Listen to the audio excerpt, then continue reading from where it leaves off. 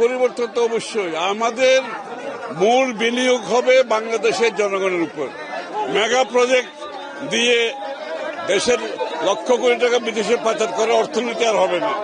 আমাদের বিনিয়োগের মূল লক্ষ্যমাত্রা হবে বাংলাদেশের প্রত্যেকটি নাগরিক কিভাবে তার শিক্ষা, তার স্বাস্থ্যসেবা, তার কর্মসংস্থান, তার তার তার এলাকার মধ্যে সুশৃঙ্খলতা। কি হলো কি হলো? আমাদের এখানে হাসপাতালের সমস্যা আছে, পানির সমস্যা আছে, রাস্তাঘাটের তো কিছু সমস্যা আছেই, কর্মসংস্থান অনেক বড় সমস্যা। আমাদের যে দক্ষতা, কাজের দক্ষতা বাড়ানোর দরকার আছে। তো দক্ষতা না বাড়লে দেশে বিদেশে ভালো চাকরি পাবে না। আমরা এই জন্য এখানে স্কিল ডেভেলপমেন্ট, যে দক্ষ কারিগর তৈরি করার জন্য সবাই মেট্রিকের পরে IB পাস করার তো দরকার নেই।